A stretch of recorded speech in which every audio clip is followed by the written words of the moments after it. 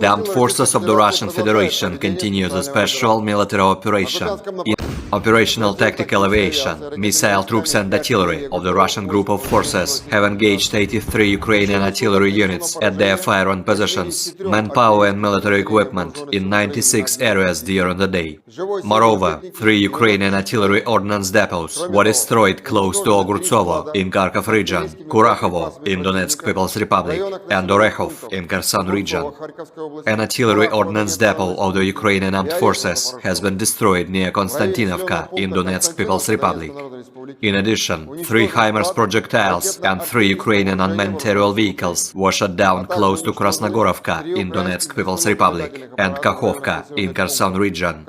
In total, 405 airplanes, 228 helicopters, 3,651 unmanned aerial vehicles, 415 air defense missile systems, 8,534 tanks and other armored fighting vehicles, 1,078 combat vehicles equipped with MRLS, 4,501 field artillery cannons and motors, as well as 9,292 units of special military equipment have been destroyed during the special military operation.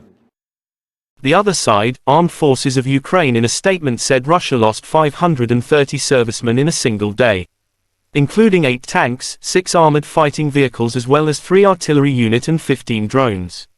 In total, Kremlin lost 175,690 servicemen during the conflict, including 3,627 tanks, 6,999 armored fighting vehicles as well as 306 jet fighters and 291 helicopters.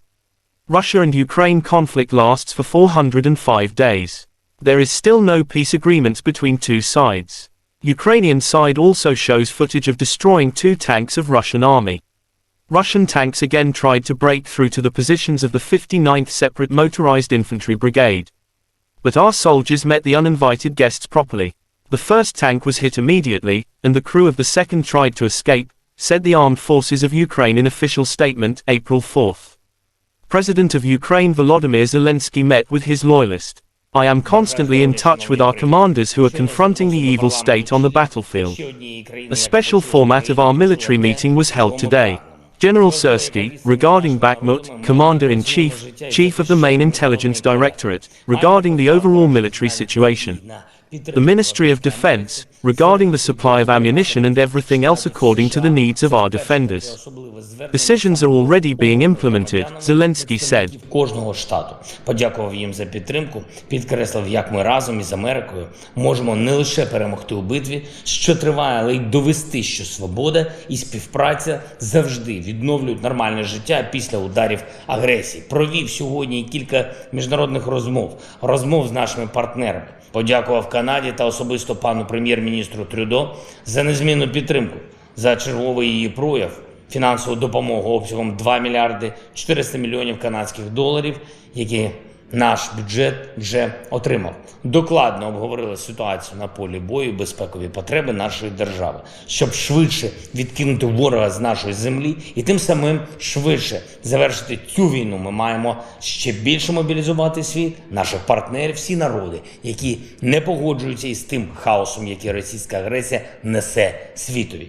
Говорив із Урсулою фон дер Ляєн, пані президенткою Єврокомісії, наші кроки в євроінтеграції, наші спільні заходи, які готуємо. Новий санкційний пакет Євросоюзу, який неодмінно має продовжити лінію тиску на Росію, щоб зменшити її терористичний потенціал, її загрозу.